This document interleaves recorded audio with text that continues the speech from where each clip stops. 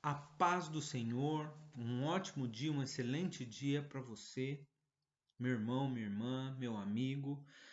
Hoje nós estamos aqui para juntos estudarmos a lição de número 6 da nossa revista e o título é A Condição do Gentio Sem Deus. Porém, antes, primeiramente eu gostaria de desejar um feliz Dia das Mães a todas as mamães que estão assistindo, né?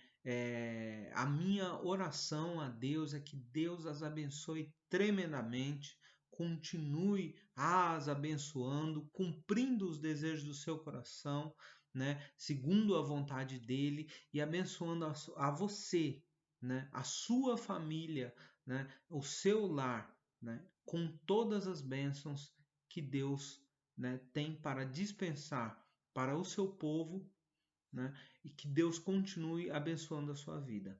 Então, um feliz Dia das Mães. Amém?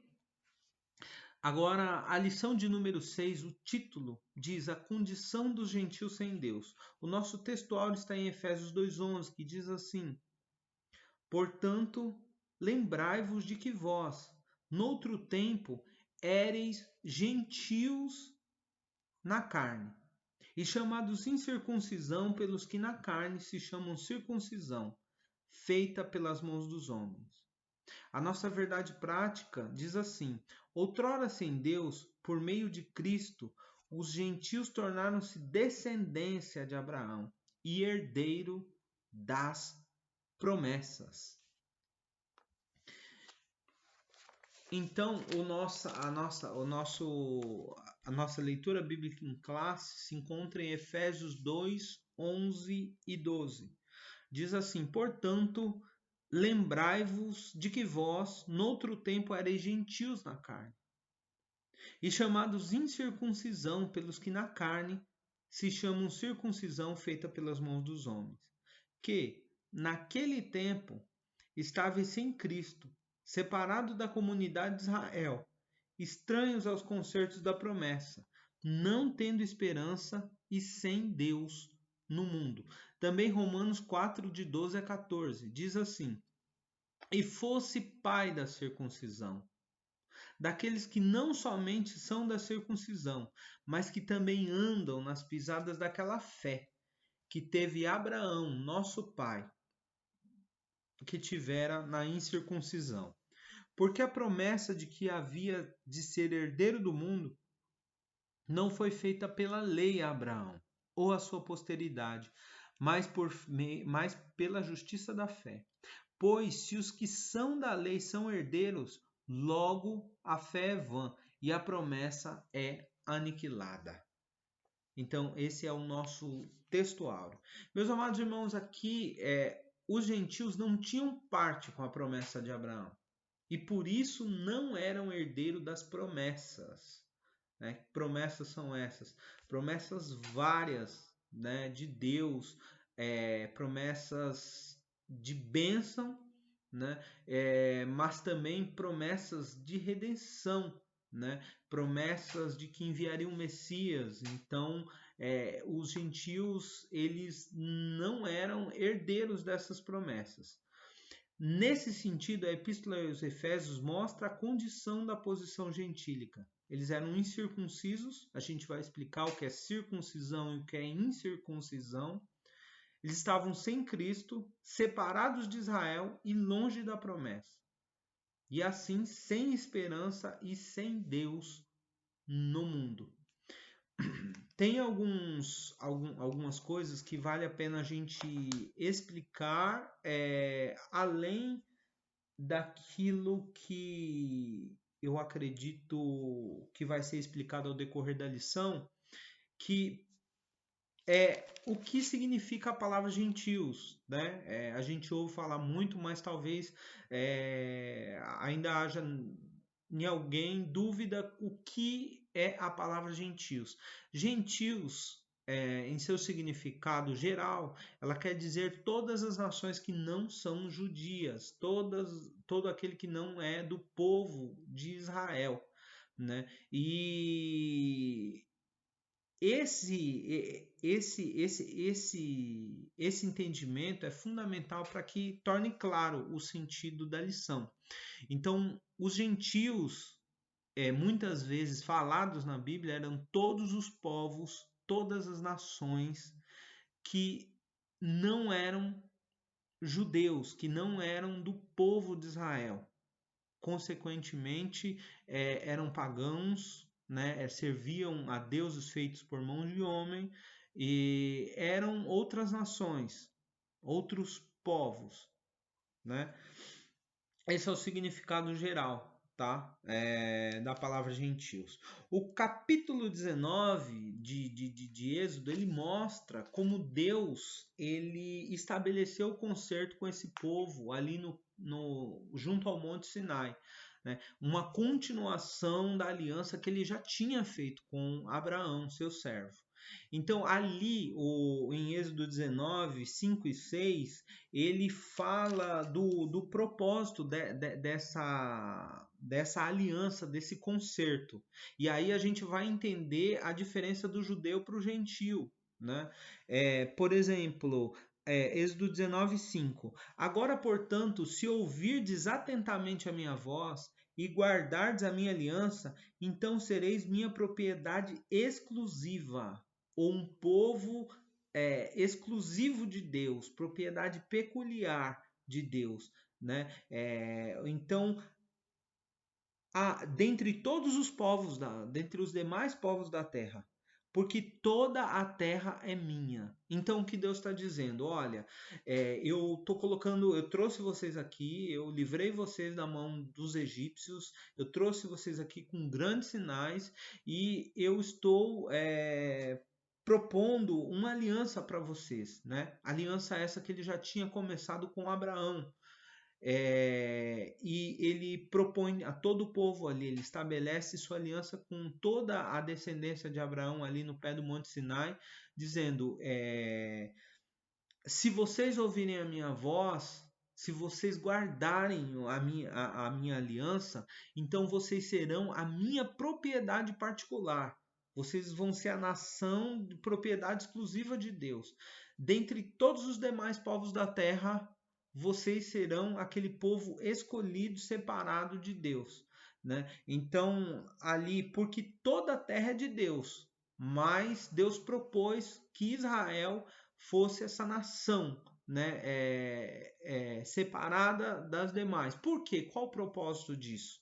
Primeiro, Deus queria que eles fossem um reino sacerdotal, versículo 6. Mas vós sereis para mim um reino sacerdotal e nação santa.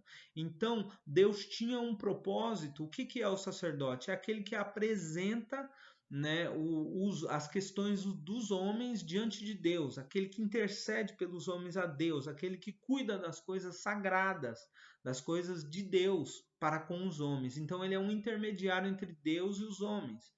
Ele apresenta as necessidades, a intercessão dos homens para Deus, né? E também ele é aquele que nele é procurado por causa da pessoa de Deus. Então ele seria uma nação ali que manifestaria a glória de Deus em toda a terra. Esse era o propósito de Deus. E uma nação santa, separada do paganismo, né? do culto aos deuses que não são deuses, que existia naquela época, para servir ao Deus vivo e verdadeiro. Então, esses eram alguns dos propósitos, né? E além do propósito principal que Deus já tinha falado com Abraão, que era nele seriam benditas todas as nações da terra. Né? Na descendência dele seriam benditas todas as nações da terra.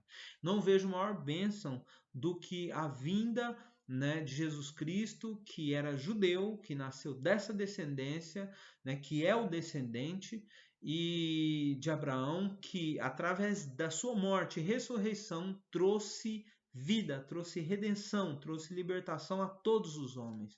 Então esse eu creio que é o maior propósito de Deus nessa nação, redimir todas as demais nações. Então Deus nunca se esqueceu do gentio, mas nesse período, nesse momento, né, Deus escolheu essa nação para que pudesse atrair os demais povos a si, porque os demais povos tinham se afastado de Deus. Por exemplo, na era pré-diluviana, os homens chegaram a se afastar tanto de Deus que o único homem que andava com Deus era Noé. O único homem que andava com Deus era Noé. O único que Deus colocou na arca, que achou graça aos olhos de Deus, era Noé. Então a humanidade já tinha se afastado de Deus mesmo ali. E pós-diluviano também, você vai perceber que os homens estavam se afastando de Deus. E Deus escolhe Abraão, que pela fé atende e promete dele fazer uma nação com esse propósito. Por quê? Os demais povos, as pessoas todas, inclusive Abraão, estava em Ur dos Caldeus, uma terra extremamente pagã, que servia a deuses que são feitos por mãos de homens.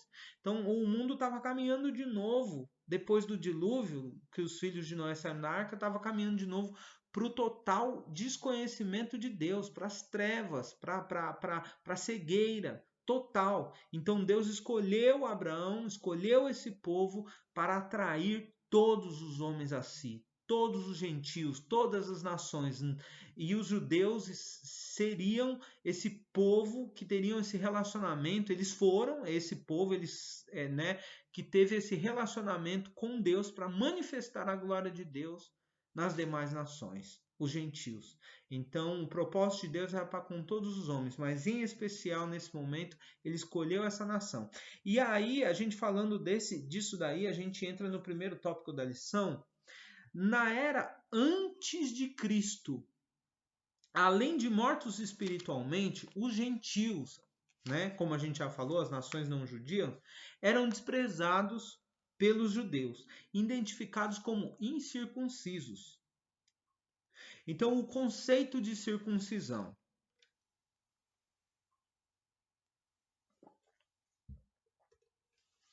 Circuncisão é a remoção cirúrgica do prepúcio do órgão sexual masculino. Era prescrito na lei como um sinal externo de que pertencia ao povo da aliança com Deus. Gênesis 17:10 vai mostrar isso, Gênesis 17, 10 e 11. O procedimento era realizado no 8º dia de vida dos nascidos em Israel ou os estrangeiros comprados por dinheiro. Quem não era circuncidado era tido como incircunciso e, portanto, excluído da aliança. A circuncisão tornou-se um sinal que distinguia os judeus dos demais povos da terra, os judeus dos gentios. Então, em Gênesis 17, quando Deus apresenta a sua aliança para Abraão, nós podemos entender o conceito da circuncisão, diz assim em Gênesis 17:7: firmarei a minha aliança, o meu pacto, o meu concerto com você, Abraão, e com a tua descendência, como aliança perpétua em suas futuras gerações, para ser o teu Deus, guarde isso, e o Deus da tua descendência. Versículo 10: essa é a minha aliança que guardareis entre mim e vós, e a tua futura descendência. Todo aquele do sexo masculino dentre vós será circuncidado. Fareis a circuncisão na pele do prepúcio. Este será o sinal da aliança entre mim e vós. Vamos parar por aqui por enquanto. Aqui fala da circuncisão. E o autor da lição vai nos dizer como é de fato que circuncisão era a remoção do prepúcio, daquela pelezinha, que sobra do órgão sexual masculino. Eles tiravam aquilo ali e isso era, versículo 11, como sinal da aliança, daquele concerto que Deus estabeleceu com Abraão e a sua descendência, com aquele povo, o povo judeu. Fisicamente era esse procedimento cirúrgico, dessa remoção dessa pele, mas mais do que isso, era um sinal para que todo o judeu pudesse se lembrar, para que aquele povo pudesse se lembrar que eles tinham um compromisso, que eles tinham uma aliança, que eles tinham uma responsabilidade com Deus. Então, o que engloba aqui essa aliança? Versículo 7: para ser o teu Deus e o Deus da tua descendência. Então era um sinal exterior de que eles tinham um relacionamento com Deus vivo e verdadeiro. Então, esse era o primeiro sinal da aliança. Esse procedimento era realizado no 8º dia de vida e englobava todos aqueles que fossem da nação de Israel. Quem não tivesse esse sinal, ele seria excluído do povo, né? Do povo que tinha essa aliança com Deus, que é o versículo 12, vai dizer, e o 14. 12 a 14, né? Com a idade de 8 dias, todo menino será circuncidado em todas as vossas gerações, incluindo o servo nascido em casa e o comprado por dinheiro, de algum estrangeiro, que não for da tua linhagem. De fato, o servo nascido em tua casa e o comprado por dinheiro serão circuncidados. Assim a minha aliança estará na vossa carne como aliança perpétua. Mas quem for incircunciso, quem não tiver sido circuncidado, na pele do seu prepúcio será extirpado, pois violou a minha aliança. Então, era necessário que todos aqueles, judeus, eles fossem circuncidados, para que assim eles fizessem parte, né? Eles continuassem fazendo parte ali daquele pacto, daquela aliança. Esse era o sinal exterior de algo, do concerto que Deus tinha feito com eles. E esse concerto, como nós já dizemos, ele engloba ali algo mais profundo, que é de Deus ser o Deus deles. Então, o sinal exterior, né, que é a circuncisão, apontava para algo profundo, que era a aliança que Deus tinha com eles de ser o seu Deus. E isso trouxe um grande privilégio para os judeus. Por quê? Porque as demais nações, como nós falamos, elas estavam afastadas de Deus no paganismo, servindo a deuses que não são deuses e que, portanto, não poderia causar benefício nenhum para a vida deles. Né? Nessa escuridão, nessa cegueira, nessa falta do conhecimento do verdadeiro Deus, né? Eles não sentiam paz, né? Corriam por objetivos que eram fúteis na sua vida e não tinham uma esperança, né, de algo melhor como nós temos, né, de algo futuro como nós temos. Mas aqueles que serviam o verdadeiro Deus, eles tinham esse relacionamento com Deus e eles tinham conhecimento das coisas, conforme Deus lhes foi revelando. O Salmo 148, ele vai dizer assim no versículo Salmo 147, versículo 18 e 19, ele revela a Jacó a sua palavra, ou seja, a nação de Israel a sua palavra. E a Israel seus decretos e ordenanças. A nenhuma outra nação ele fez isso. Nenhuma outra nação ele fez isso. Até aquele momento era Jacó que conhecia a sua palavra, o povo de Israel que conhecia seus decretos e ordenanças. Elas não conhecem os seus juízos ou as suas ordenanças. Só o povo de Israel.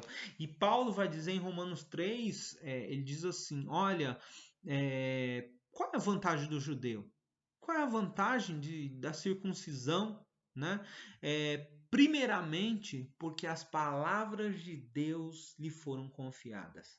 Então esse povo não andava metido em objetivos fúteis, que não iam gerar um fim na sua vida, mas eles tinham a oportunidade de andar em algo que realmente valia a pena viver, porque eles com conhecimento de Deus, eles sabiam exatamente quem eles eram, para onde eles estavam indo, né? E o que fazer de certo e de errado. Eles tinham um refúgio, eles tinham uma verdadeira paz, eles tinham um relacionamento com o verdadeiro Deus. Eles não estavam cegos em relação a isso, né? Eles tinham alguém que eles poderiam colocar a sua esperança. Então, era grande a vantagem do judeu perante os demais gentios. E como nós falamos, isso não foi uma escolha de Deus, foi o homem que foi se afastando de Deus. Então, meus amados irmãos, da maneira como esse povo tinha esse privilégio, hoje nós cristãos temos privilégio de nos relacionarmos com o Deus vivo e verdadeiro, o nosso Criador. Ele é a fonte da paz que nós precisamos quando nós estamos em aflição. A Bíblia diz que muitas são as aflições dos justos, como foi com aquele povo no passado, né, com seus inimigos, com suas guerras, mas Deus sempre estava ali, sendo o seu refúgio verdadeiro, sendo a sua rocha inabalável, garantindo para eles a vitória, garantindo que eles não deixariam, né, de ser um povo, não deixariam de existir, né, e dando-lhe promessas, né, com as quais eles poderiam colocar toda a sua esperança nela, porque Deus é fiel e Deus cumpre os seus propósitos. Na Bíblia diz que nenhum dos planos do Senhor pode ser frustrado, nenhum dos seus propósitos será frustrado. Então, eles tinham um objetivo que valia a pena viver. Eles tinham uma riqueza que era o verdadeiro conhecimento de Deus e a oportunidade de se relacionarem com Deus vivo e verdadeiro, que não traria somente uma vida feliz aqui na terra, mas que traria recompensas eternas. Assim somos nós. Mas os gentios, infelizmente, estavam privados, né, desse conhecimento, porque as gerações foram se afastando de Deus.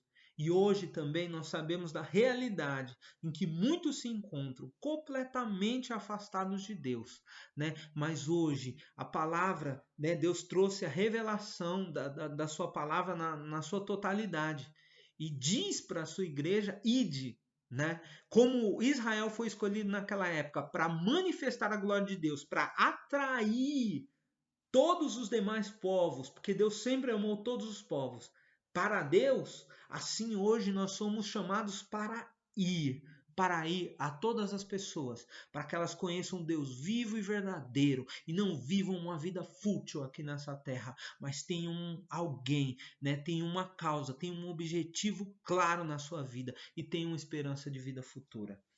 Então, esse é o conceito da circuncisão, o sinal exterior daquele povo que tinha uma aliança com Deus, mas ele trazer grandes privilégios dentro de si mesmo.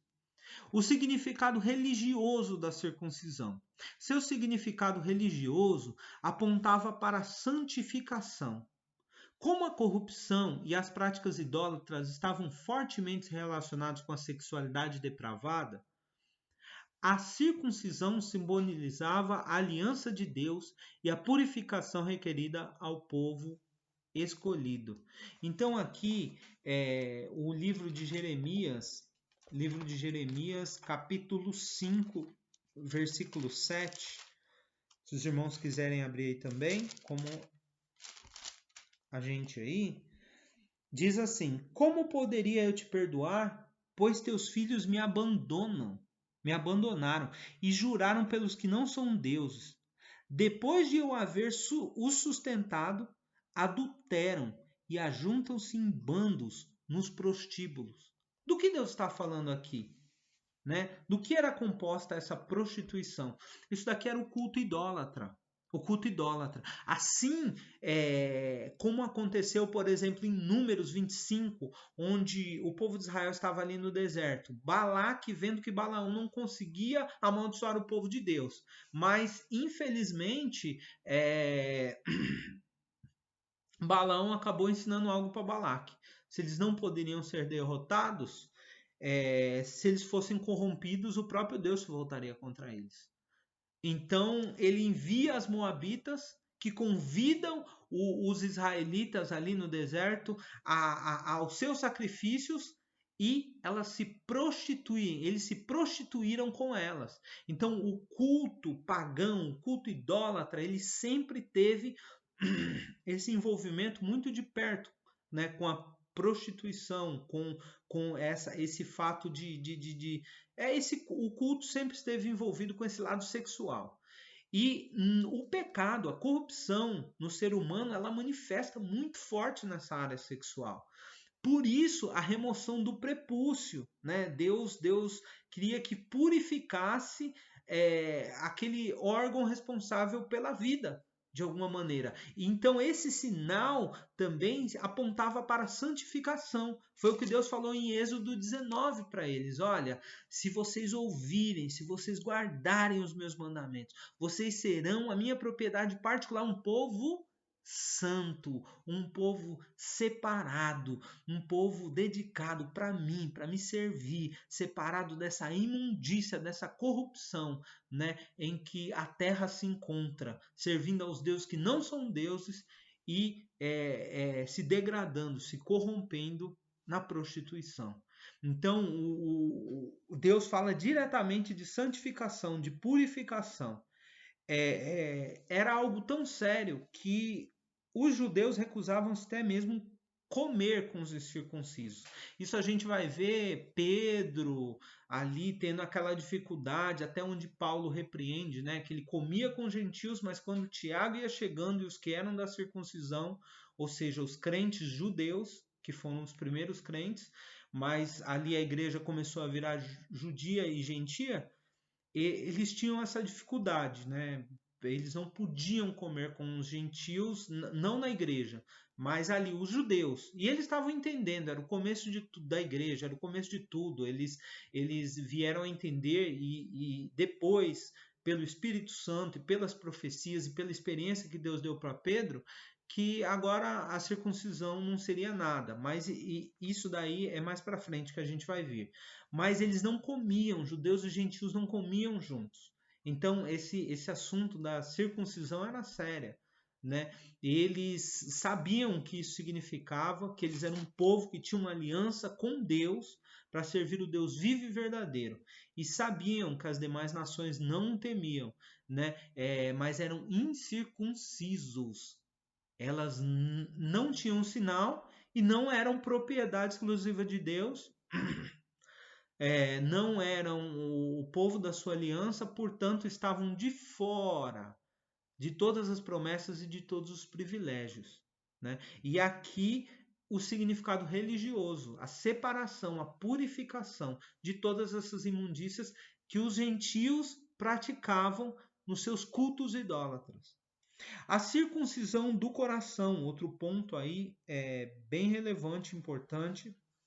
O autor da lição diz assim: o apóstolo reconhece que os gentios não faziam parte da circuncisão, mas ressalva que o sinal dos judeus era apenas físico e realizado por mãos humanas. Efésios 2:11, a parte B, ele diz assim: ereis gentios na carne, vou pegar um pouquinho antes aqui, e chamados incircuncisão, ou aqueles incircuncisos. Quantas vezes nós não ouvimos Jonatas, Saul, Davi falar de incircuncisos? Então agora nós sabemos, aqueles que não tinham o sinal da aliança com Deus, mas era algo muito mais profundo, era algo que partia do interior, não era só um sinal, e a gente vai ver aqui. E chamados incircuncisão, pelos que na carne se chamam circuncisão feita pelas mãos dos homens. Então, a boa nova que Paulo traz é a que verdadeira circuncisão não se tratava de uma operação externa na carne realizada pelos homens, mas a que foi feita no interior, a que é do coração, cujo louvor não provém dos homens, mas de Deus. Romanos 2:29.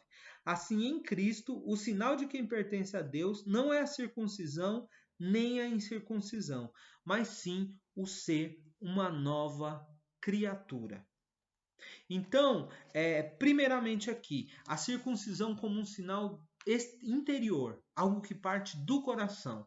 Deus, né, ele tratando com o seu povo, em alguns momentos, ele diz assim, Jeremias 4:4, por exemplo, circuncidai-vos para o Senhor, arrancai, tirai os prepúcios do vosso coração. Deus estava aqui chamando a nação de Israel corrompida, idolatrando, afastada de Deus, em apostasia. Deus estava convidando essa nação a circuncidar o seu coração para o Senhor. E o que significa isso? Tirar os prepúcios do coração. É remover todos os obstáculos que impediam eles de viver uma vida de retidão, de verdadeira justiça com Deus. Deus estava os convidando, porque a verdadeira circuncisão não era algo simplesmente exterior. Você vê que na vida de Abraão, a circuncisão começou, ela teve finalidade como um selo, como uma marca de algo que veio do seu interior, daquela fé que trouxe a justiça divina sobre a sua vida. Então ela foi uma marca, né, da justiça que ele alcançou pela sua fé, e a fé é algo interior.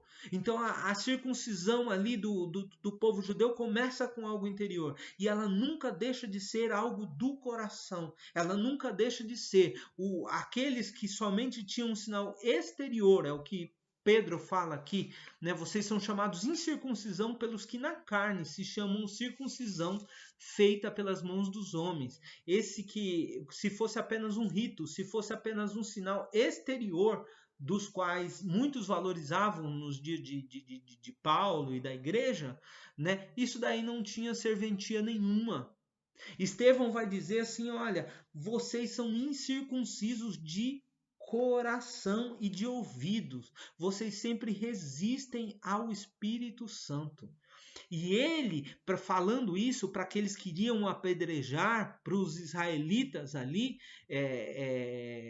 as autoridades do povo judeu ali, queriam apedrejar, ele conta a história da nação de Israel.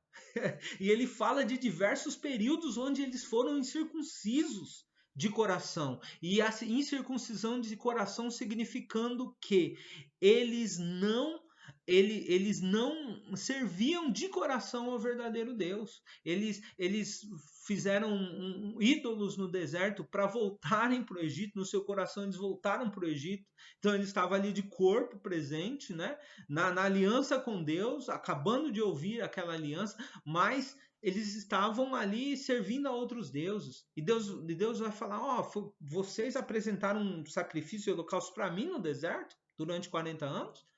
Ou não foi para Moloque, não foi para a estrela do vosso Deus Refã, que vocês fizeram lá no Egito? Então, em diversos períodos, Estevão vai mostrar, né, que o sinal exterior apenas, ele não era válido, eles eram incircuncisos de coração, apesar do sinal exterior estar mostrando uma coisa, no seu interior, o seu coração atestava uma coisa diferente. E aqui vale uma ressalva para nós, meus amados irmãos. De nada vale a nossa religiosidade. De nada vale apenas eu exteriorizar que eu tenho um relacionamento com Deus. O relacionamento com Deus é algo muito precioso para que ele possa ser vivido no âmbito simplesmente exterior. No âmbito de eu ir aos cultos, no âmbito de eu dizer que eu sou um crente, que eu sou um salvo. Mas ele é algo que parte do meu interior, onde eu tenho a ajuda do Espírito Santo de Deus, onde eu tenho a sua palavra santificando a minha vida, e eu posso gozar de um relacionamento que vai trazer uma riqueza, abundantes riquezas e alegria e paz para a minha vida, né? E algo que me faça andar em retidão com Deus. Então, de nada valia a circuncisão exterior, né? De nada valia o sinal apenas exterior, se isso não fosse algo que partisse do coração. Então, Romanos 2, 28 e 29, por exemplo, Paulo vai dizer, porque não é judeu quem o é exteriormente, E não é circuncisão, não é circunciso quem é apenas no exterior, na carne, mas judeu é quem é no interior. E circuncisão é a do coração, realizada pelo Espírito de Deus aqui, não na letra, cujo louvor não provém dos homens, mas de Deus.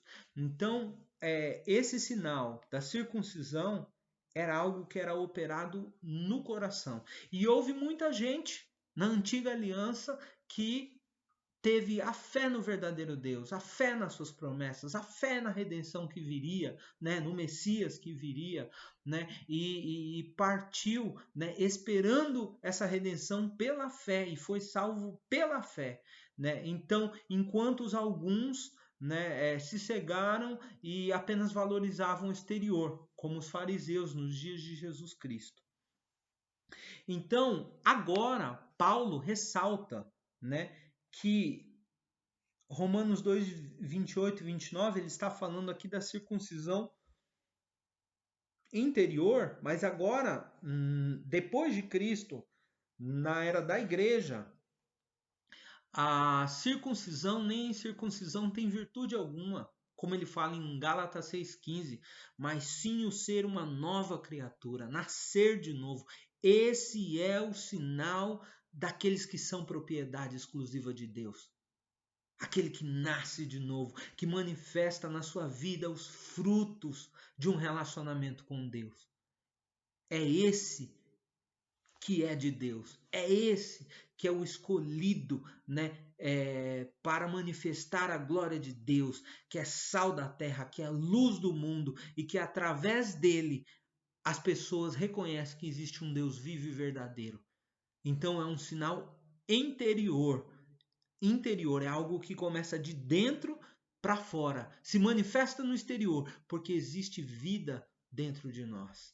Então Paulo vai ressaltar isso, né? Que agora em Cristo a circuncisão, a incircuncisão não tem virtude alguma. Ou seja, os crentes judeus eram circuncisos, né, pela sua tradição, mas agora na nova aliança, o que tinha validade, o que tinha realmente ali a importância era se eu tinha nascido de novo, se eu nasci de novo ou não, né? A circuncisão na nova aliança. E aí, continuando, o assunto da circuncisão gerou discussões acaloradas em judeus e gentios. Isso já na igreja, tá? Em Antioquia, a questão ganhou muita dimensão, provocou intensos debates e culminou na convocação do primeiro concílio da igreja em Jerusalém, Atos 15, né? Atos 15, de 1 a 6. A deliberação dos apóstolos sobre esse assunto, sob orientação do Espírito Santo, passou a enfatizar que na nova aliança a circuncisão somos nós, que servimos a Deus no Espírito e nos gloriamos em Jesus Cristo e não confiamos na nossa carne, né? Então, em Atos 15, acontece aí o primeiro concílio da igreja de Jerusalém. E essa questão foi levantada por quê? Né? Já existia ali uma dificuldade. Toda igreja, para a gente entender o contexto, toda igreja era de sua maioria judia no começo, né? Era judia ou prosélito, né? Porque em Atos 2 vai contar que alguns que habitavam em Jerusalém por ocasião da festa de Pentecostes, licença,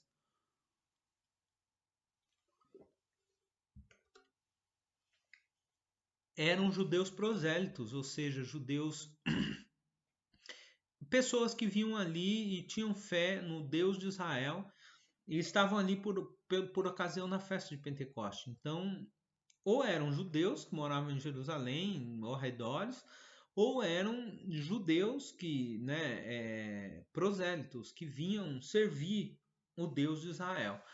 E de diversas nações, né, de todas as nações que serviam ali, eu acredito que mais de 120, né, 120 nações que haviam debaixo da terra. Não sei se esse número está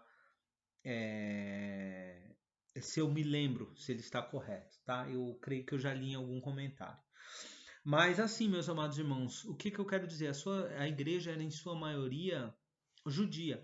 Só que aí ela vem se transformando. No capítulo 11 de Atos, Deus salva Cornélio e a sua casa, os primeiros gentios. Quando Pedro vê que o Espírito Santo se derramou sobre os gentios, ele diz: não, a gente não pode recusar água para eles serem batizados.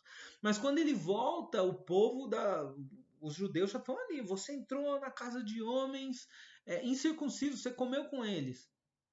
Por quê? Porque todos eles eram judeus. E aqui em Atos 15 acontece algo pior.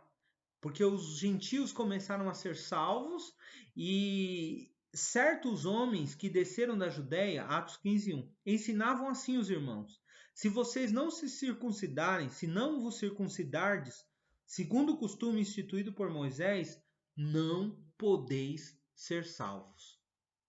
Olha o tamanho do engano. Então eles acreditavam, aqueles crentes, né? Paulo diz,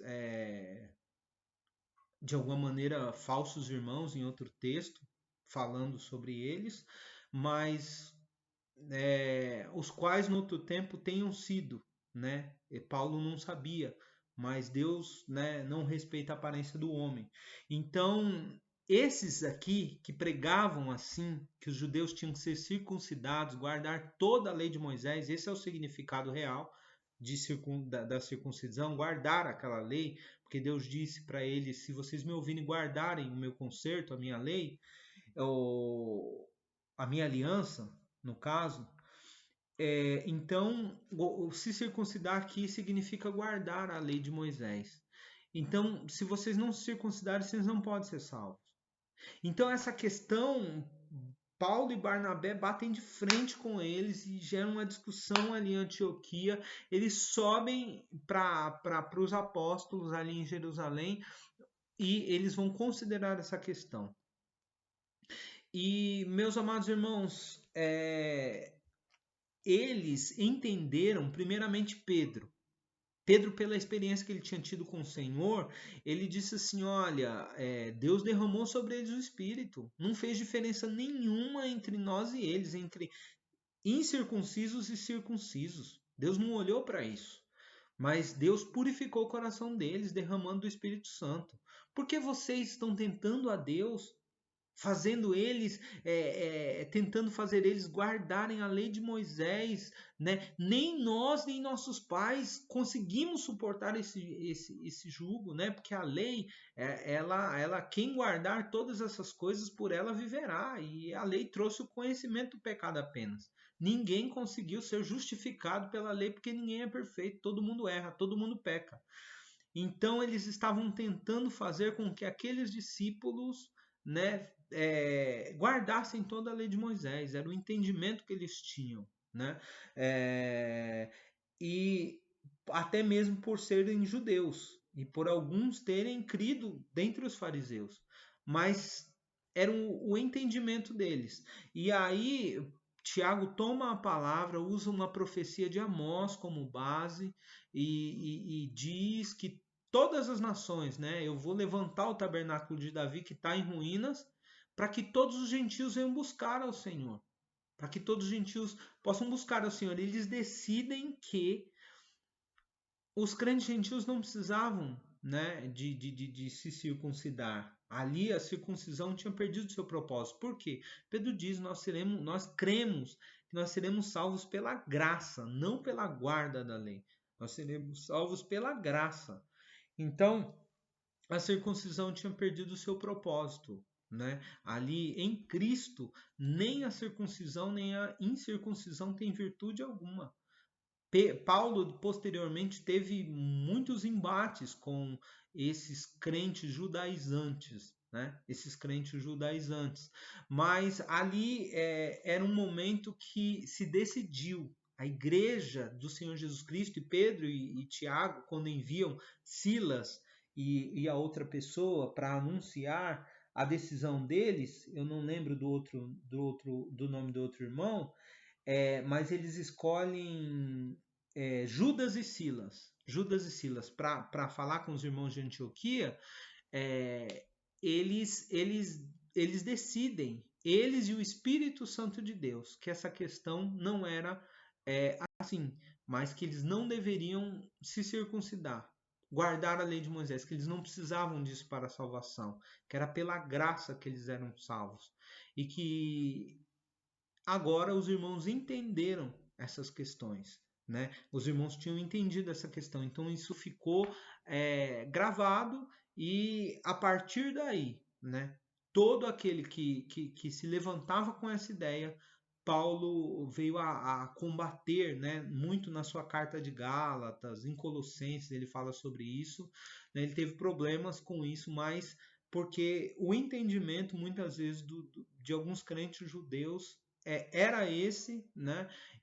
Mas Deus foi revelando à medida que a igreja foi crescendo, à medida que os apóstolos foram escrevendo, que eles foram, né? O Espírito Santo de Deus foi elucidando esses fatos.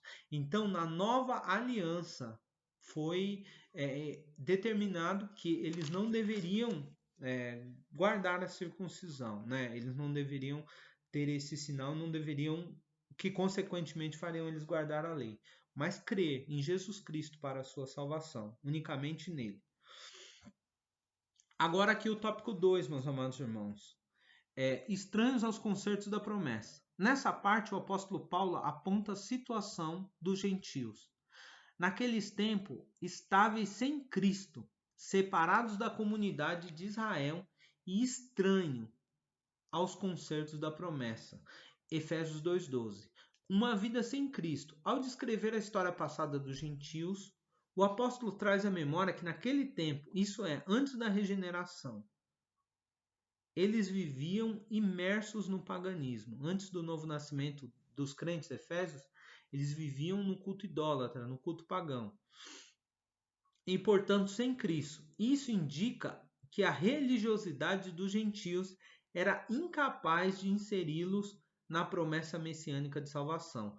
João 4:22. Também significa que eles desconheciam Cristo, como também eram indiferentes às promessas acerca dele e da sua obra. Então, os gentios, eles estavam com uma vida sem Cristo. É o que o apóstolo fala em Efésios 2:12. Sem Cristo.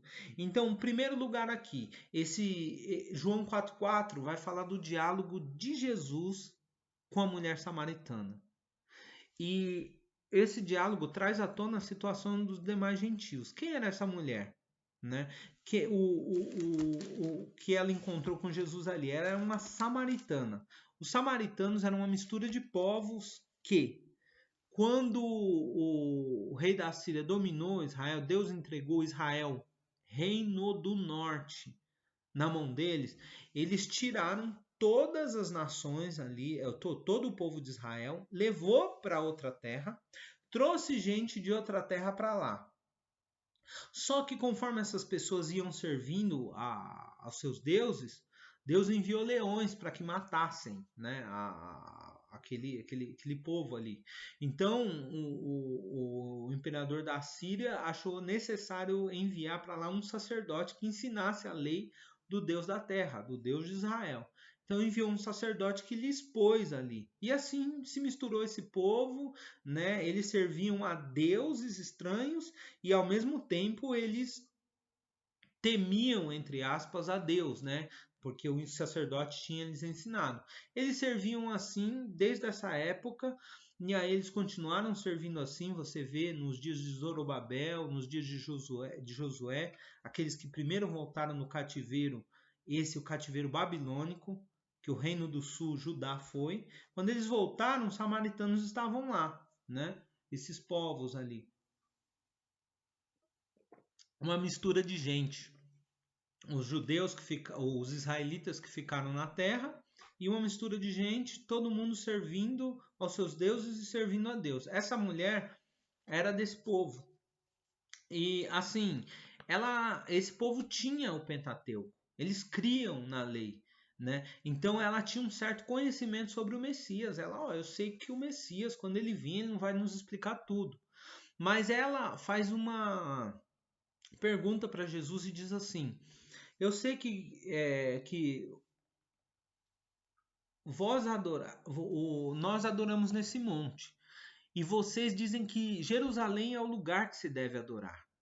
Aí Jesus disse assim para ela: vós adorais o que não sabeis, o que não conheceis, mas nós adoramos o que sabemos, porque a salvação vem dos judeus. Então, se aquela mulher que era alguém que na sua religião, mesmo misturada no seu paganismo, daquela religião, ela tinha a lei e ela tinha um certo conhecimento sobre o Messias, mesmo assim Jesus disse que ela adorava o que não sabia, né? E eles, os judeus, adoravam o que conheciam, o que sabiam. Se ela, que tinha um pouco de esclarecimento a respeito dessas coisas, da vinda do Messias, das promessas, pela lei o Pentateuco que eles tinham lá, imagina os outros povos, se ela adorava o que não conhecia, se ela adorava o que não sabia.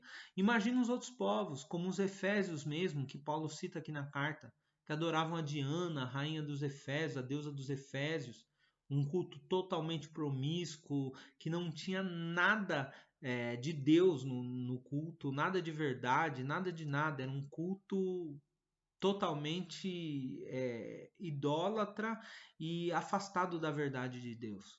Né? Imagina as outras nações que não tinham conhecimento nenhum, nunca nem tinham ouvido falar, né, da lei de Deus, das suas promessas contidas. Então estava todo mundo ali na cegueira espiritual, né?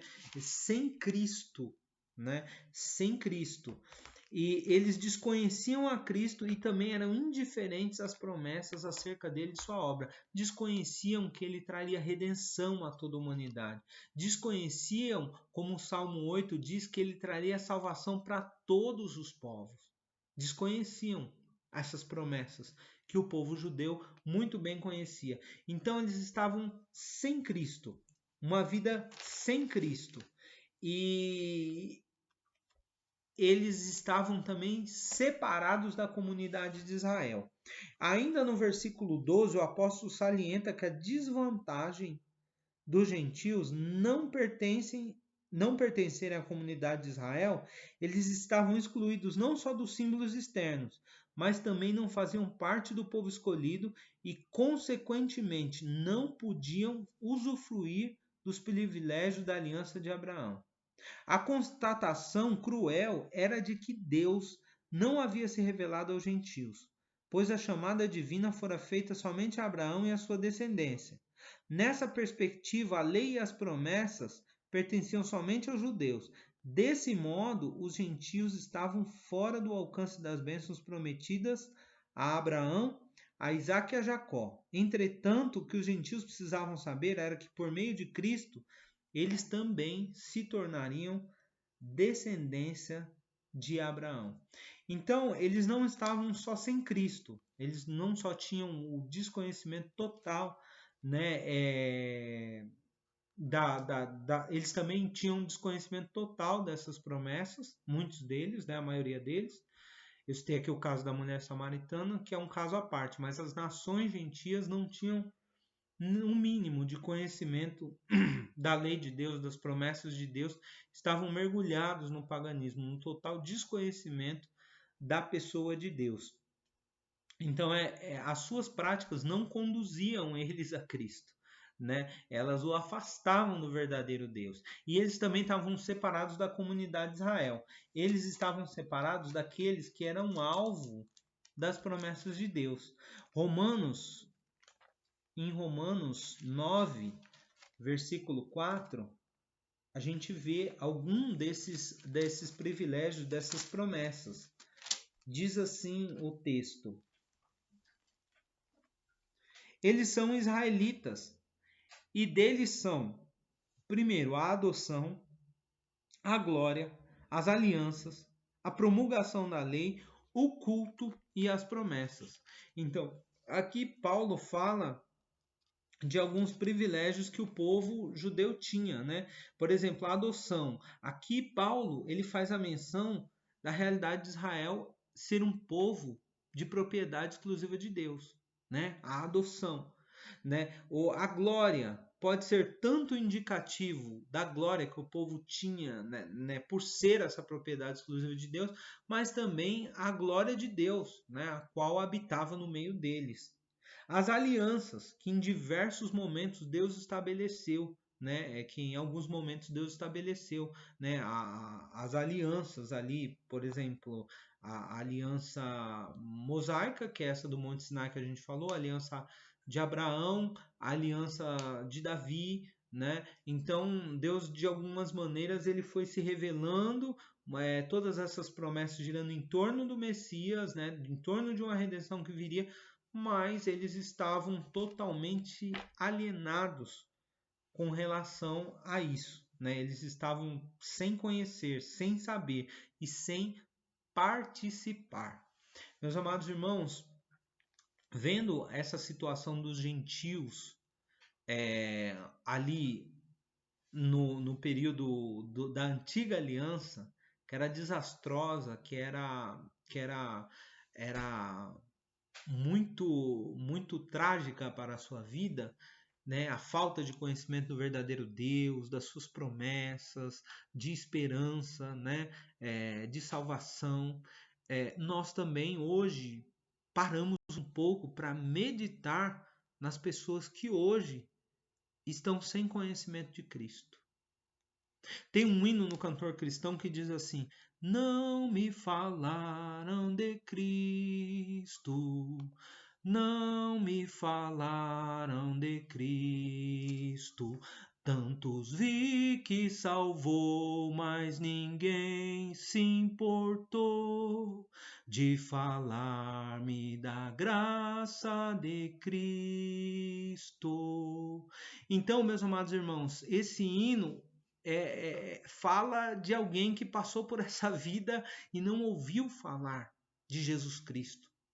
Nós, se os irmãos pesquisarem, hoje o conhecimento está bastante difundido. Nós cristãos temos muitos canais e meios qual nós podemos achar essas informações, mas nós veremos que existem povos aqui no Brasil não alcançados, que existem realidades hoje que a maioria dos evangélicos não alcança, apesar da verdade estar expandida, apesar da verdade estar difundida, nós podemos assim pensar, né? Ah, não, mas hoje todo mundo tem a oportunidade de ouvir. É verdade, glória a Deus que o Brasil é uma nação que todo mundo tem a oportunidade de ouvir. Só que nesse tempo é diferente daquele tempo em que Deus queria atrair os povos a si por Israel. Agora, depois da descida do Espírito Santo e quando Jesus foi assunto ao céu, ele disse: ide e pregai. Ide e pregai, ensinai-os. Né? Ele nos manda ir, não simplesmente ficar confortável no nosso lugar esperando que as pessoas venham a Cristo, mas ele nos dotou com o Espírito Santo de Deus e quer que nós vamos a todas as pessoas, aquelas que estão dentro do nosso contexto, mas que muitas vezes passam uma vida inteira, elas até ouvem falar de Jesus Cristo, mas desconhecendo o verdadeiro relacionamento com Deus. Aquelas que foram por causa de maus testemunhos, elas se fecharam, elas se afastaram, elas não querem saber de Deus, porque um dia elas já passaram por alguma coisa na sua vida em que alguém não deu testemunho e aquilo ali foi uma brecha para Satanás endurecer ainda mais o coração deles. Mas a sua vida, a minha vida, serve como um testemunho vivo e verdadeiro da presença, da misericórdia e dos propósitos de Deus para toda a humanidade. E nesse tempo da igreja, Deus nos manda ir até eles, não ficar confortável no nosso lugar esperando que eles venham, mas o Espírito Santo de Deus, né, é essa pessoa que convence o homem do juízo, da justiça e do pecado. Cabe a nós, igreja, irmos até essas pessoas. E falando fora do Brasil, existem muitas nações onde o evangelho não é permitido ser pregado, né? Onde pessoas estão morrendo, existem missionários lá, existem servos de Deus lá, mas as pessoas estão morrendo por causa de Cristo, né? A gente sabe que no Oriente, para lá e até algumas nações aqui mesmo, na América, né, tem uma perseguição duríssima, velada, mas duríssima, né, com relação aos cristãos, mas muito mais lá para o Oriente, né? Então, meus amados irmãos, que na nossa geração não seja assim. Não seja como foi no passado, que nós não venhamos a errar como alguns erraram em Israel, de querer a promessa só para si, enquanto Deus queria fazer que eles fossem um chamariz para todas as nações, pela qual todos pudessem entender que ele era o verdadeiro Deus. Né? Então, que os gentios, né, os povos hoje que não conhecem a Deus, na nossa geração, sejam influenciados pelo nosso testemunho e por uma vida de quem vive e conhece o verdadeiro Deus. Eles também eram alienados aos pactos das promessas. Uma vez separados da comunidade de Israel, os gentios desconheciam totalmente os vários pactos que Deus estabelecera com os patriarcas israelitas.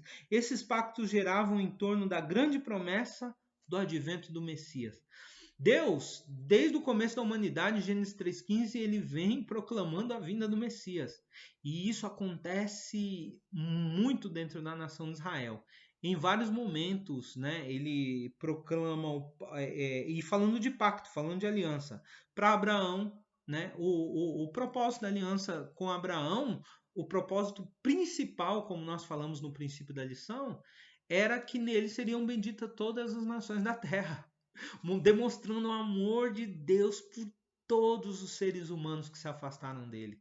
Né? E demonstrando que nele seriam benditas todas as nações, e essa bênção maior é Jesus Cristo, para a salvação de todo aquele que nele crê.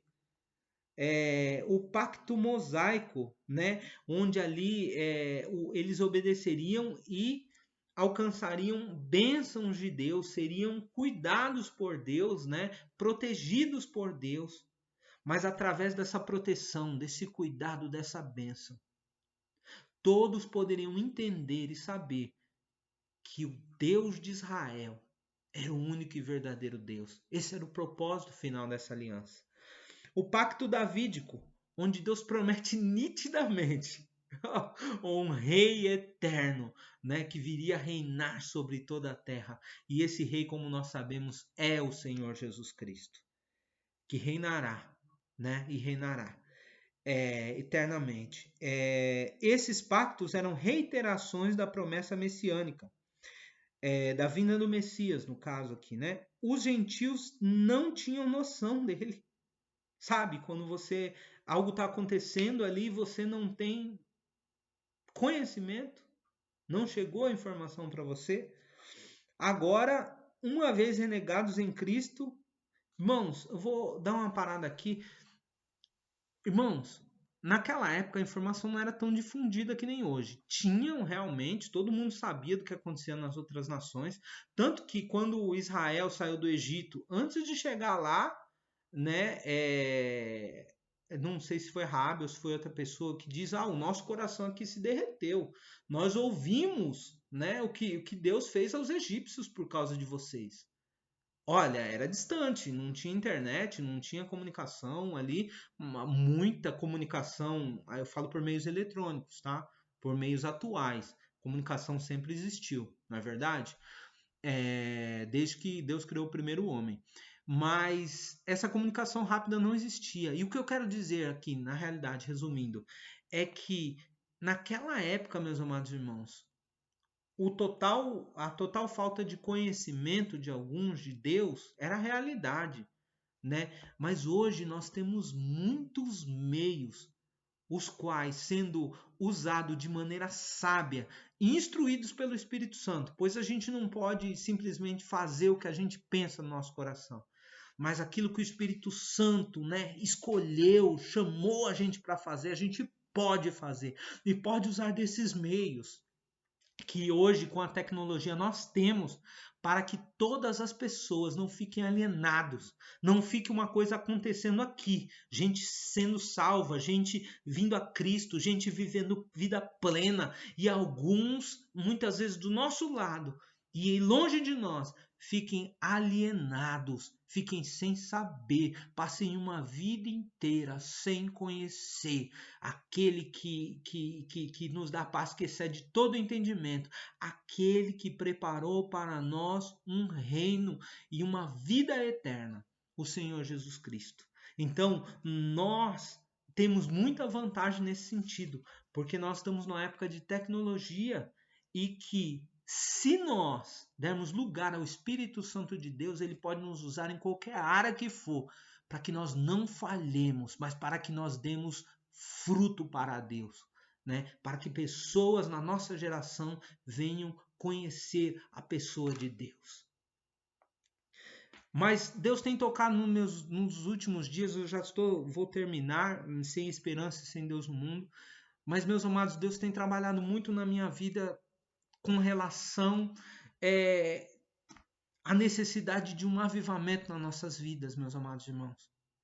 Porque homens como Oswald Smith, por exemplo, no livro Paixão pelas Almas, né? Esse livro Deus usou tremendamente na minha vida, tem usado, porque eu ainda estou lendo, para me mostrar que muitas vezes a gente está confortável numa posição, meus amados irmãos, esperando que as almas venham a Cristo e assim, tudo correndo normal, tá tudo bem para mim, eu estou sendo abençoado, eu estou indo para o céu, eu faço parte de um povo especial, eleito de boas obras, está tudo bem.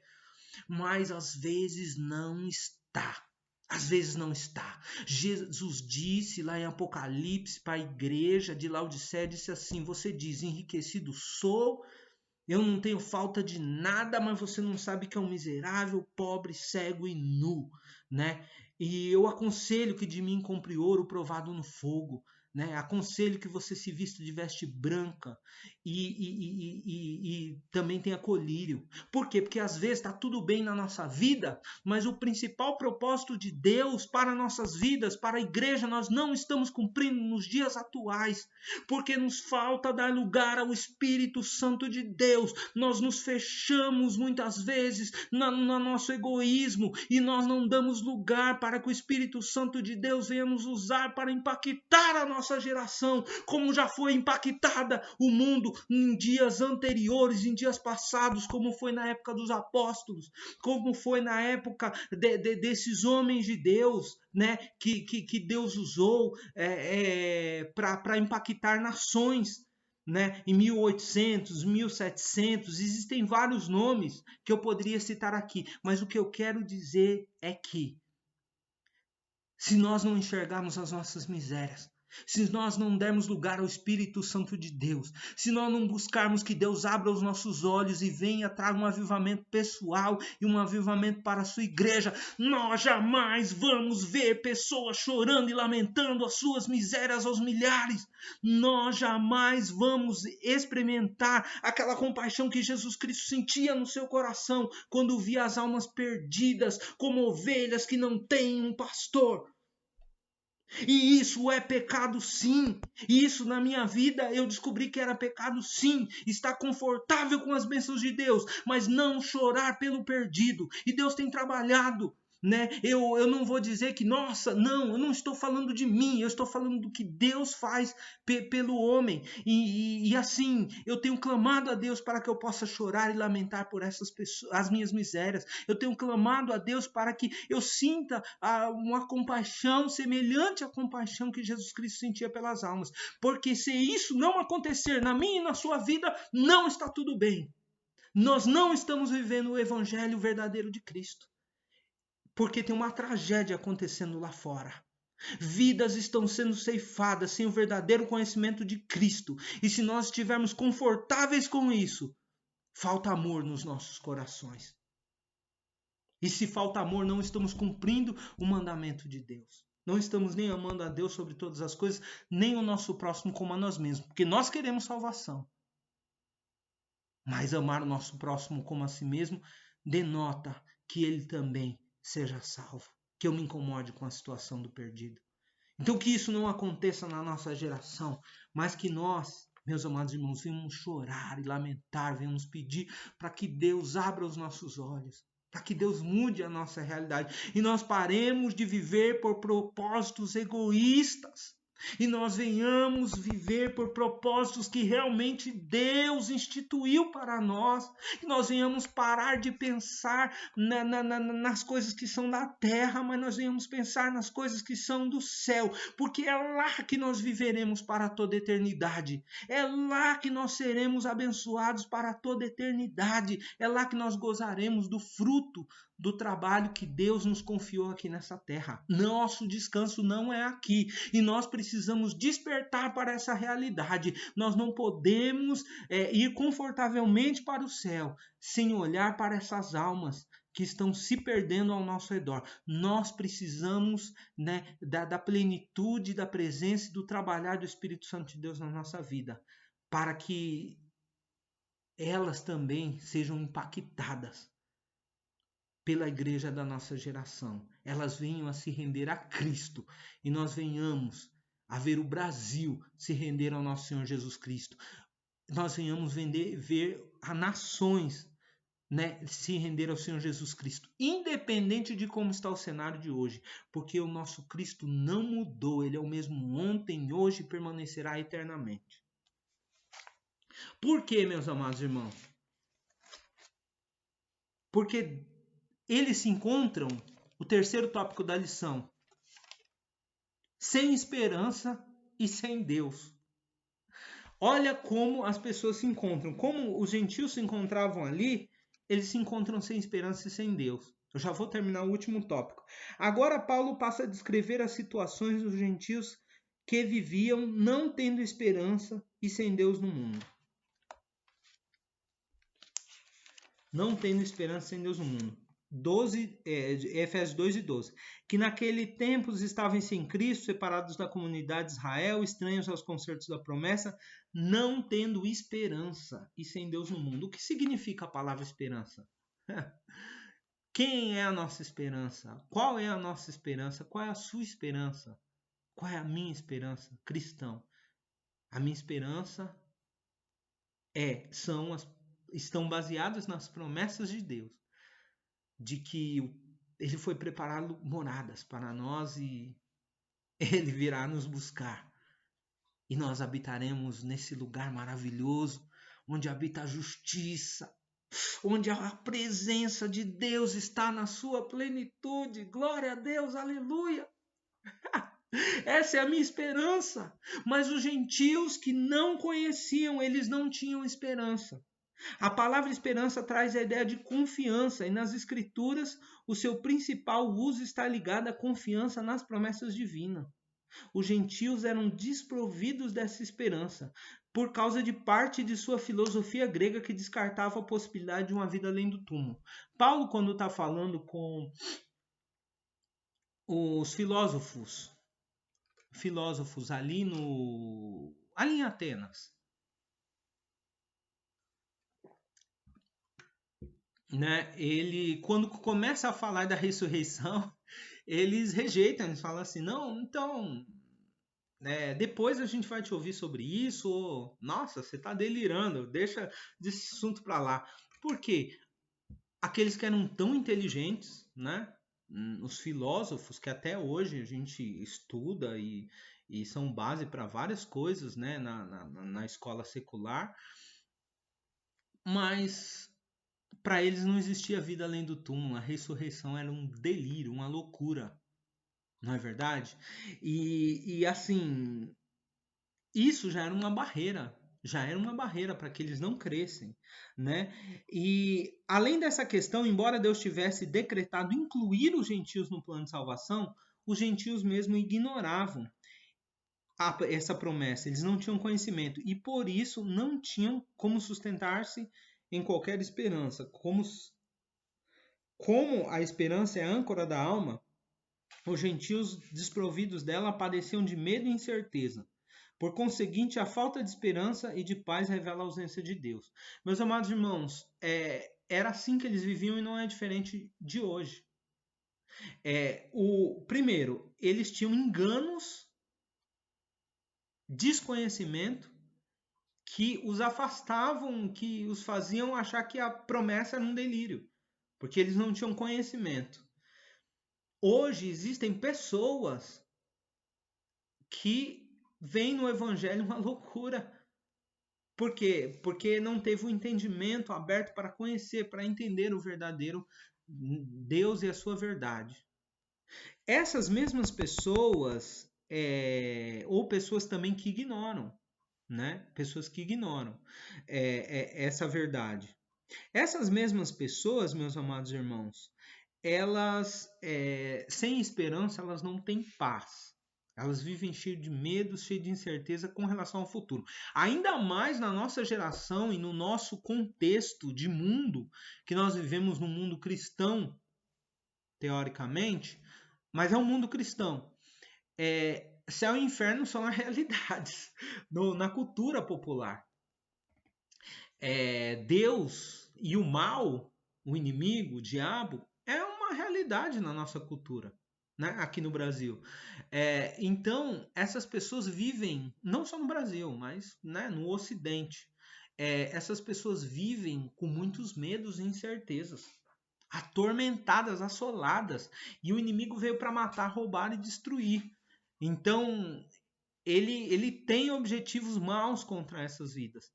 E elas interiormente, sem Deus, elas não têm paz, elas não têm esperança, elas não têm certeza de nada, de nada, de nada. Elas não têm um Salvador forte, um Salvador que lhes garanta verdadeiramente, né, um futuro ao lado dele, uma guarda nas situações vividas na sua vida. Porque nós somos frágeis, o ser humano é frágil. Ele precisa de alguém em que ele possa confiar e se sustentar.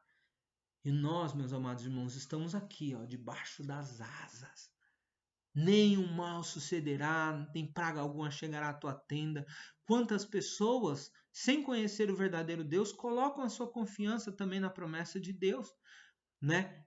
Para vencer os seus medos. Mas sem esperança verdadeira, sem relacionamento verdadeiro, sem conhecimento verdadeiro, e os gentios não tinham conhecimento, essas pessoas não têm paz, né? E elas revelam nessa falta de paz na sua alma a ausência de Deus. Hoje, meu amigo, minha amiga, se você está assistindo esse vídeo, eu quero te declarar que Jesus Cristo, ele é a nossa paz. Tá? E ele também pode gerar alegria e paz para a sua alma.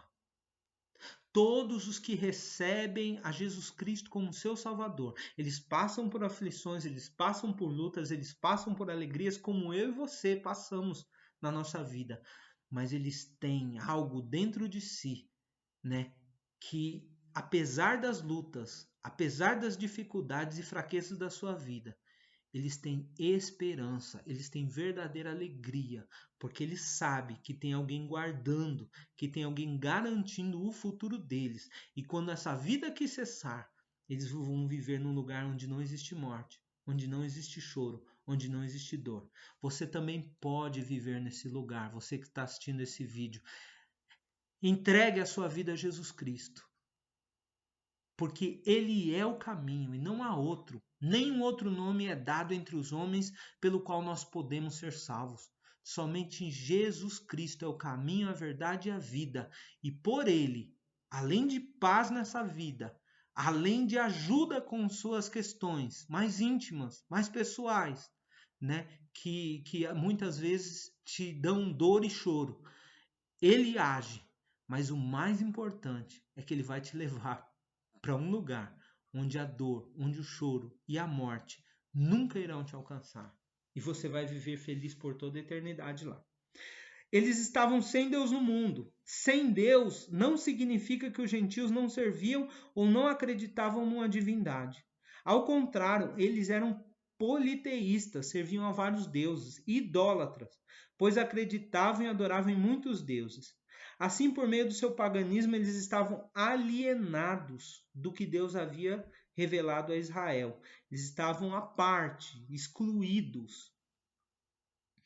Isso significa dizer que suas vidas eram regidas pela falsa ideia de divindades pagãs que as mantinham escravizadas em densas trevas espirituais. Trata-se de uma descrição de um quadro calamitoso. Entretanto, felizmente, esse quadro foi alterado pela intervenção dos desígnios eternos de Deus. Então, olha a situação que eles viviam, meus amados irmãos. Eles tinham feito deuses segundo a sua imaginação, né? E esses deuses em que operava-se o mal também, tá? Nesse culto idólatra, a gente não pode esquecer disso, mas eles eram escravizados pelo que eles imaginavam ou pelo que os demônios suavam que era o culto a esse Deus. Imagina, nós sabemos que, por exemplo, esses cultos pagãos que prostituição. Meus amados irmãos, nós sabemos o tamanho da dor, né, que uma pessoa que se prostitui vive. Nós sabemos do tamanho do vazio, da tristeza que sente, né? Então eles eram obrigados a prestar esse tipo de culto por uma divindade que não existia. Olha, eles estavam excluídos daquela promessa por não conhecerem. Eles estavam mergulhados no pecado, mergulhados naquilo que trazia tristeza, dor, depressão, naquilo que trazia ruína para as suas vidas. Triste era o estado dessas vidas. Triste era o estado dessas vidas. Mas Deus, em seus propósitos eternos, né? Aqui em João 17,3 diz assim, Jesus orando, e a vida eterna é essa, que te conheçam a ti, por único Deus verdadeiro, e a Jesus Cristo, a quem enviaste.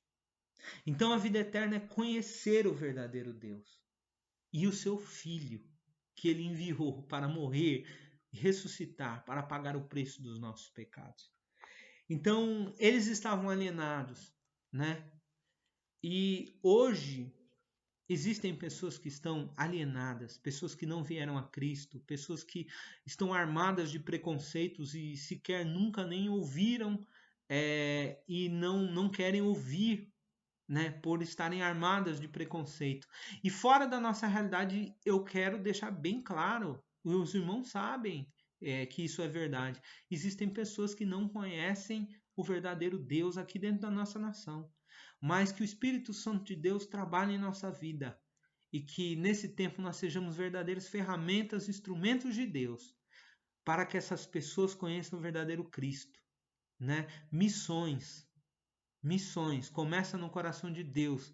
É algo que pode ser executado num âmbito geral. Aqui, cada cristão é um missionário. Então, do meu lado, eu posso executar missões. Mas missões indo a povos, indo a lugares, indo a pessoas, indo a países, nós precisamos também, meus amados irmãos, investir, né? Abrir o nosso coração e deixar Deus nos usar para investir em missões, para que as pessoas que não têm o conhecimento de Cristo, que estão alienadas com relação a esse conhecimento, na nossa geração, elas venham a ser alcançadas pelo Evangelho do Senhor Jesus Cristo, né? Para que a terra se encha do conhecimento de Deus e para que eles tenham vida eterna, porque vida eterna é conhecer a Deus, por único Deus, e a Jesus Cristo, ao qual ele enviou. E a conclusão nos diz, no outro tempo nós éramos incircuncisos, nós, falando dos gentios, e estávamos excluídos da aliança com Deus, separados de Israel, separados de Cristo e de Israel, vivíamos alienados ao concerto da promessa, desesperançosos e longe de Deus. Um dia, porém, a magnitude do amor divino circuncidou nossos corações, aproximou-nos de Cristo e de Israel, incluiu-nos na esperança da promessa e revelou um único e verdadeiro Deus. Bendito seja o seu santo nome para sempre. E aqui nós concluímos, esse é o propósito de Deus. Deus, nenhum dos seus planos pode ser frustrado. As nações se afastaram, ele escolhe uma nação, usa essa nação, independente das falhas dessa nação, independente de como alguns foram incrédulos, como Paulo disse. Deus cumpriu o seu propósito. Por essa nação, enviou Cristo, trouxe conhecimento. Não podemos esquecer que nossos primeiros irmãos eram judeus. Hoje eles necessitam de serem evangelizados, né? Porque um judeu sem Cristo nessa geração ele infelizmente ele está destituído da graça de Deus e é como qualquer pessoa sem Cristo, caminhando para o inferno. Deus ainda tem propósitos posteriores na vida desse povo, né? Mas hoje, na geração da igreja, somos nós os responsáveis, né? Não nos esqueçamos, o auxílio, a ajuda e a direção do Espírito Santo. Porque sem ele não somos capazes de nada, não podemos nada. É ele quem convence o pecador do juízo, do pecado, da justiça de Deus. Mas com ele, que já foi nos providenciado por Cristo, com ele, na direção dele e pela palavra de Deus, nós podemos sim, meus amados irmãos, multiplicar nessa terra, né, as almas para Deus. E aqui eu me despeço dos irmãos. Um ótimo domingo a todos. Que todos os irmãos gozem de paz. E às 18 horas, né, eu creio que às 18 horas, nosso pastor estará em mais um culto. Convide pessoas para assistir, mande link, né, indique para os seus amigos, vizinhos e pessoas o culto. Vai ter a palavra de Deus e Deus vai alcançá-los por sua graça e misericórdia. Essa é a minha oração, esse é o meu desejo. Senhor, meu Deus e meu Pai, que o Senhor abençoe a todos os seus servos, e estes que tiraram tempo para te assistir. E, Senhor, aqueles que ainda não aceitaram a Cristo como seu Salvador, que ainda não gozam desse relacionamento com o Senhor. Nesse momento, Senhor, salva essas pessoas, que elas possam entregar a sua vida a Jesus Cristo. Ó Deus, aí no seu lar mesmo, que elas possam reconhecer que só o Senhor é Deus e que Jesus Cristo é o Messias, o enviado de Deus, e crer que nele nós temos o perdão dos pecados e a salvação em Cristo. A saber, se com a tua boca confessares que Jesus é o Senhor e no teu coração creres que Deus o ressuscitou dos mortos, você, meu amigo, você, minha amiga, será salvo. E Deus dá paz nesse domingo para todos os lares. Em nome de Jesus. Amém.